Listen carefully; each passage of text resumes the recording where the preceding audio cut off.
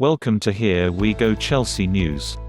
Edouard Mendy withdraws from Senegal squad. Edouard Mendy's thigh injury that he sustained away with the Senegal national team prior to being sent home to England to be assessed by the Chelsea Football Club medical team. What does this mean for Chelsea FC? Kepa has recently spoken out on the current situation at the club and not being the #1 goalkeeper, though he is ready to fight for his place back. Coach Frank Lampard may well have to consider bring Kepa back in if Mendy's injury is serious. Elsewhere, Reece James got his debut cap for the England national team in a 3-0 win over Wales. Kai Havertz registered 2 assists for the Germany national side, while Olivier Giroud completed his 100th cap for France and became the second ever highest goal scorer behind Thierry Henry. The Senegalese Football Federation has announced the withdrawal from their squad of Edouard Mendy due to injury. The goalkeeper sustained an injury to his right thigh during training on Wednesday and had a medical examination in a hospital in Rabat, where Senegal are due to play Morocco tonight. Mendy has since returned to Chelsea, where he will undergo further examinations. Giroud bags a brace on landmark night, 2 assists for Havertz and a clean sheet for Kepa. 8 Blues were involved in international friendlies on Wednesday evening, with Olivier Giroud grabbing the headlines on a night of personal milestones in the French capital.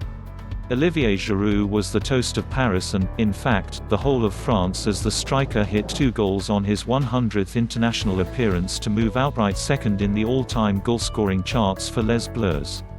The 34-year-old led the world champions out as captain in Paris and did not shirk his responsibilities. Had already opened the scoring by the time Giroud joined Michel Platini on 41 goals for France, and it was a fittingly special strike to mark the landmark moment.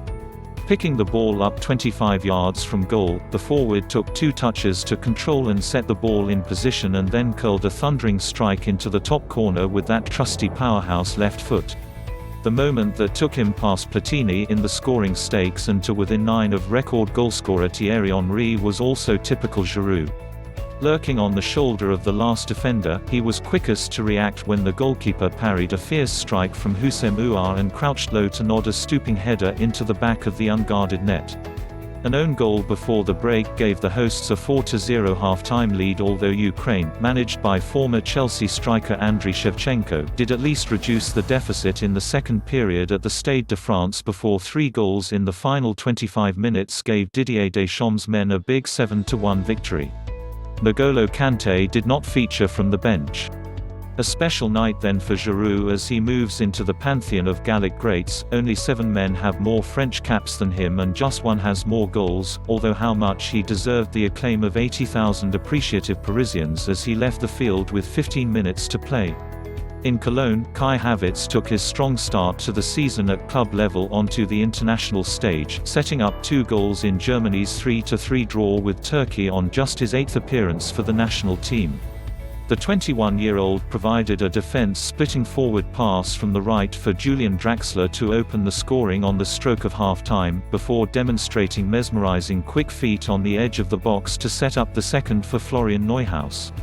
Turkey conjured an equalizer on both occasions and then again to snatch a draw 4 minutes into added time after Benfica's Luka Waldschmidt had seemingly won the contest late on. Havertz was replaced in the closing stages, while Toni Rudiger played the opening hour. Timo Werner missed out with a slight cold.